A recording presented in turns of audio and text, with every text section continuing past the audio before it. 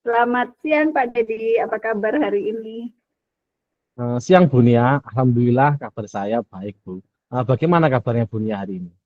Alhamdulillah, saya juga baik Pak, terima kasih. Kemarin saya nih bertemu dengan Pak Sirojudin ya.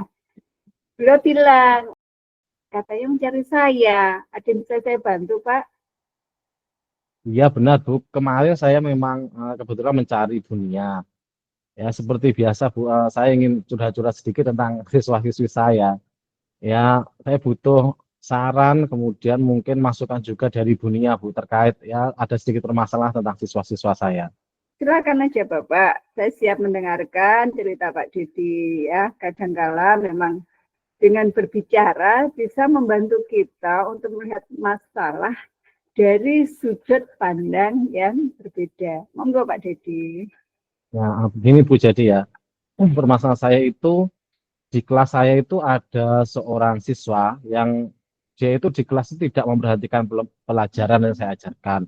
Kemudian dia itu juga sering mengganggu teman-temannya di kelas saat jam pembelajaran saya. Dia itu suka membuat kegaduhan di kelas yang membuat suasana pembelajaran itu menjadi tidak kondusif. Nah, saya merasa frustasi Bu dengan masalah ini karena sudah beberapa kali saya peringatkan, kemudian juga sudah saya ajak bicara secara langsung, namun siswa tersebut itu belum ada perubahan yang signifikan. Jadi ketika di kelas itu dia masih, misalnya diskusi kelompok kayak gitu, tiba-tiba dia muter, kemudian pulpen temannya langsung disaut seperti itu, diambil. Nah, kemudian akhirnya ada teman-teman seperti itu kan menjadi marah-marah dan sebagainya. Akhirnya kelasnya gaduh, tidak kondusif. Nah, saya akhirnya lama-lama kalau seperti itu terus ya juga frustasi juga karena kalau Bete. suasana pembelajaran tidak kondusif kan akhirnya materi yang ingin saya sampaikan itu tidak bisa terserap dengan baik oleh siswa-siswi saya begitu Bu. Bagaimana menurut Ibu? Ya, jadi di sini siapa? Itu kita kadang ngeblank ya, mau ngomong begini, jadinya begitu. Ini saya sangat memahami Pak Dedi ya. Dan itu pasti sangat bikin kita itu capek, jadi merasa lelah. Nah, Iya sebelum benar. kita melanjutkan nih, bolehkah nih saya tahu apa tujuan yang ingin Pak Dedi capai terkait siswa yang sering mengganggu, ya, yang usil, yang membuat kegaduhan di kelas tersebut. Idealnya dalam pembelajaran kelas di kelas itu seperti apa? Saya ingin anak tersebut itu lebih fokus dalam belajar dan berhenti mengganggu teman-teman di kelas. Mm-mm. Kemudian idealnya itu saya ingin dia itu Mm-mm. terlibat dalam kegiatan pembelajaran tanpa harus mencari perhatian dengan cara yang negatif seperti tadi yang mungkin mengambil pulpen temannya atau mengganggu temannya saat jam pembelajaran untuk mencari istilahnya perhatian dari teman-temannya. Kemudian saya juga berharap dia bisa menjadi contoh yang baik bagi teman-temannya di kelas gitu Bu. Dan itu saya sangat mengapresiasi itu tujuan yang sangat baik nih Pak Dedi.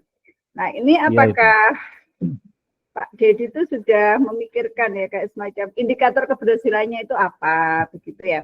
Terus yang bisa membantu Pak Dedi itu melihat bahwa dia sudah mengalami suatu perubahan, misalnya tindakan atau perilaku spesifik yang menunjukkan bahwa dia itu menjadi lebih baik, begitu Pak Didi.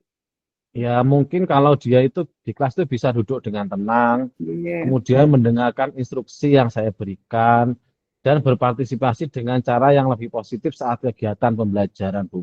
Itu sudah jadi langkah awal yang bagus menurut saya. Nah, saya juga ingin dia berinteraksi dengan teman-temannya dengan cara yang lebih baik begitu, Bu, kalau menurut saya, Bu. Nah, baiklah kita coba ya lihat situasi ini ya. Ini kalau saya melihat apa saja yang pernah atau yang sudah coba Pak Dedi lakukan dalam menangani masalah ini? Mungkin ada hal-hal yang pernah Pak Dedi lakukan. Hmm, Saya sudah menegur dia di kelas, Bu. Terus kemudian memberinya peringatan juga beberapa kali saat ya dia mengganggu di kelas itu. Bentar dia memang diam, kan pas saya tegur itu dia langsung diam duduk ke tempatnya. Beberapa saat kemudian dia itu mulai mengganggu teman-temannya lagi, istilahnya mencari perhatian dari teman-temannya biar fokusnya itu Benar-benar. teralihkan ke dia. Terus kemudian saya juga sudah mencoba berbicara secara personal ya, saya panggil siswa. Dari hati ke hati gitu ya. Hmm. Tetapi ya dia ya mantuk-mantuk gitu ya, ya gitu. Tapi Oke, setelah oke. kembali jam belajar saya minggu depannya di kelas itu dia tetap seperti itu lagi. Terkadang saya juga sudah kehabisan ide, Bu, mau saya apakan siswa ini Iya, iya, seperti iya. itu. Oke, oke. Hmm, Ini saya ngerti banget ya perasaan Pak Dedi itu bagaimana. Ini pastilah anak-anak ruwet kayak gini ya.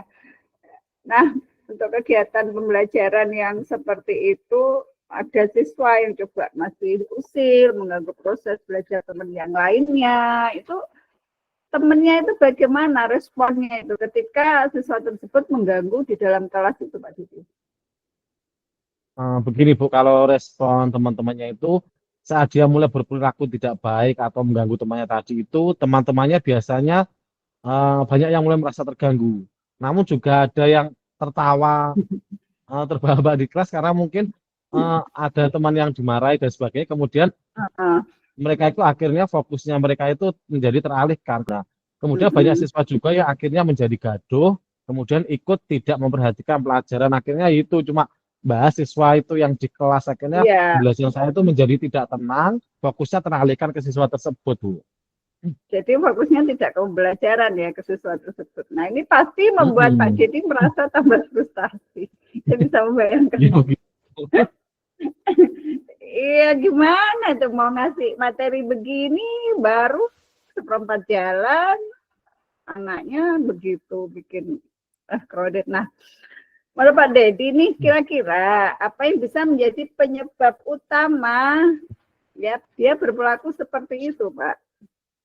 Mungkin dia bosan atau merasa kurang Mm-mm. diperhatikan di rumah ya. Mungkin Oke, seperti oke. di sekolah juga mungkin dia kurang Mm-mm. diperhatikan.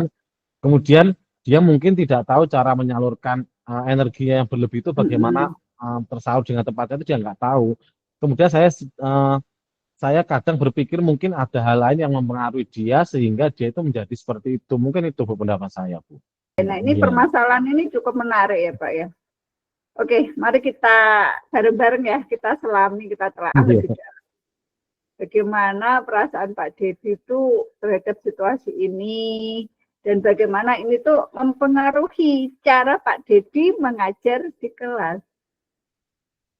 Saya merasa frustasi Bu, kadang-kadang itu juga kesal juga Oh kepada ya, anak yang suka ganggu di kelas itu. Eh, mm-mm. ini tuh sangat mengganggu ritme pembelajaran saya, Bu. Jadi di kelas tuh yang harusnya misalnya materi itu hari itu terselesaikan, akhirnya tertunda di minggu depannya lagi. Mm-mm. Kemudian di sisi lain, namun saya juga memiliki perasaan bahwa saya juga harus merasa ingin membantu siswa tersebut itu menjadi lebih baik atau berubah dari sikapnya yang sekarang ini. Nah, saya tidak Okay. ingin merasa tertekan, tetapi juga tidak bisa membiarkan perilakunya yang mengganggu di kelas seperti itu, Bu. Sangat ini ya, bisa merasakan Pak Dedi itu gimana gitu, ada sesuai gitu. Iya. Nah, ini ketika nih Pak Dedi, apa yang Pak Dedi pikirkan saat melihat perilaku siswa ini secara lebih deep gitu, lebih mendalam. Nah, itu apa yang bisa kita pelajari dari situasi seperti ini, Pak Dedi? Saya itu jadi berpikir mungkin ada masalah yang lebih mendalam Bu dengan siswa tersebut. Nggih, nggih. Seperti mungkin kesulitan belajar atau kurang Mm-mm. perhatian dari orang tua di rumah. Kan mungkin Mm-mm. orang tua juga setiap hari itu kerja, jadi dia kurang diperhatikan lah di rumah. Kemudian dia Mm-mm. mungkin tidak tahu cara mengekspresikan perasaannya dengan cara yang tepat. Saya merasa ada tanggung jawab di sini juga Bu untuk membantu bagaimana biar dia itu lebih berubah ke arah yang lebih positif seperti itu Bu. Jadi ini ya Pak Dedi sudah mulai menemukan ini ya, ya bagaimana dia gitu loh, nggih. Nah itu saya kira itu Hmm. pemikiran yang sangat baik ya Pak Dedi. Nah, mari sekarang coba kita pikirkan langkah-langkah selanjutnya yang bisa Pak Dedi ambil ya dari situasi itu tadi.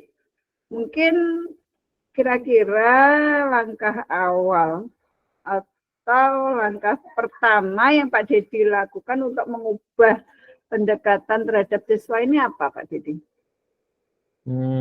Saya berpikir untuk memberinya peran dalam kelas, Bu. Mm-mm. Seperti menjadi asisten kelas saat jam Nah, pembelajaran okay, saya. good, good. Okay. Kemudian mungkin agar dia lebih bertanggung jawab terhadap tugas yang saya berikan itu, mungkin ini juga bisa membantu Mm-mm. merasa lebih dihargai, Bu, dihargai di kelas, kemudian dia merasa lebih memiliki tanggung jawab sehingga mungkin dengan tugas-tugas kecil ini dulu mungkin dia nanti menjadi lebih merasa diperhatikan oleh gurunya. Mungkin itu, Bu. Yes, good idea. Saya kira itu bagus ya. Namun ini Pak Dedi tuh bagaimana Pak Dedi bisa memastikan bahwa dia itu tetap bisa pada titik fokusnya dan merasa dihargai, ya. Dirinya itu merasa dihargai nih tanpa terlalu banyak kita kayak over attention ya, jadi kayak banyak perhatian ke dia begitu. Itu kira-kira bagaimana Pak Dedi? Mungkin saya bisa membagi tugasnya itu menjadi beberapa bagian yang lebih kecil, Bu. Lebih tugas yang kecil-kecil dulu. Kemudian setelah itu saya memberikan umpan balik yang positif setiap kali dia memberikan atau menyelesaikan tugasnya. Jadi misalnya di kelas itu saya suruh, Mas minta tolong ini disiapkan, mungkin alatnya dibagikan ke temannya, atau mungkin ini soalnya dibagikan ke temannya. Nah, nanti setelah dia sudah selesai Mas, misalnya sudah Bu, ya bagus ya kamu sudah bantu saya, terima kasih seperti itu. Kemudian saya juga ingin dia merasakan pencapaian tanpa terbebani, seperti itu. Ya itu bagus ya. Jadi saya pernah ada pengalaman juga seperti itu. Ketika ada anak seperti itu, justru malah saya lebih banyak libatkan dalam satu proses KPM. Saya kira itu bagus dan cukup membantu. Dan mungkin ya kayak ada strategi lain begitu yang bisa mendukungnya. Misal tentang metode nih, apalagi kita sekarang kan udah masuk CGP udah modul keberapa ini ya, 23 itu. Nah, mungkin ada strategi-strategi yang bisa diadaptasi dari sini atau mungkin pengaturan ruang kelas yang sekiranya bisa lebih anak-anak itu bisa lebih terfokus ke materi begitu Pak Dedi. Menurut Pak Dedi. Saya bisa mencoba metode belajar yang lebih interaktif ya Bu untuk menarik perhatiannya. Misalnya dengan menggunakan diskusi kelompok, kemudian permainan edukatif, yang bisa melibatkan semua siswa. Saya berharap ini juga bisa mengalihkan perhatiannya ke hal-hal yang lebih positif, Bu. Itu ya, ide yang sangat ini sih, menurut saya itu sangat smart ya. Dan saya sangat mendukung pendekatan Pak Dedi yang berfokus ya pada pengajaran terhadap siswa itu. Nah, ini kira-kira tugas kecil dan tanggung jawab dapat membantu ya siswa tersebut membangun rasa percaya dirinya. Lalu kira-kira bagaimana rencana Pak Dedi untuk memulai dalam menerapkan ini? Kira-kira apa Pak Dedi? Mulai minggu depan, Bu. Mungkin saya akan mencoba memulainya dengan memberikan tugas kecil seperti yang saya sebutkan tadi. Kemudian saya juga akan mencoba lebih sabar dan juga memberi waktu yang lebih dia untuk dapat berinteraksi dengan teman-temannya. Mungkin saya juga bisa mengajak dia berbicara kembali secara lebih terbuka tentang permasalahannya lagi, Bu. Oh, perasaan ya, jadi rasaannya bagaimana? Jadi saya ajak bicara secara personal lagi seperti itu. Oke, memang kadang-kadang dengan pakai hati ya, with my big heart gitu, tuh bisa menyentuh hatinya juga gitu. Memang itu butuh skill khusus sih. Kehadiran penuh itu mungkin Pak Dedi. Nah, itu rencana yang sangat baik ya. Nah, saya percaya pendekatan ini akan membantu siswa Pak Dedi untuk berkembang dengan lebih baik sesuai kodratnya. Dan jangan ragu untuk melakukan refleksi Pak Dedi jika diperlukan. Nah, bagaimana perasaan Pak Dedi nih saat ini, sekarang setelah berdiskusi tentang masalah Bapak dan tentang beberapa langkah ini. Bagaimana Pak Dedi? Perasaannya alhamdulillah Bu, saya merasa lebih optimis sekarang. Saya yakin ini juga bisa membantu siswa tersebut atau siswa saya itu untuk berubah ke arah yang lebih positif. Kemudian saya juga ucapkan terima kasih kepada Bu Nia yang sudah menjadi pendengar yang baik, memberikan arahan yang berguna bagi saya. Saya merasa lebih tenang dan siap untuk membantu siswa saya bermasalah tadi itu, Bu. Oke, sama-sama Pak Dedi. Mungkin jika lain kali ada problem, ada masalah yang ingin Pak Dedi sampaikan untuk sharing, nih jangan sungkan-sungkan untuk menemui saya.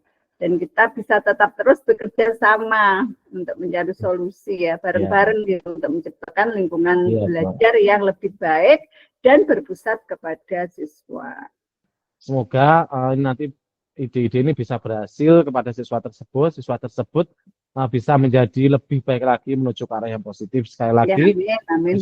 Terima kasih kepada Bu Nia atas dukungan dan bimbingannya. Terima kasih ya Bu ya. Sami-sami Pak Dedi.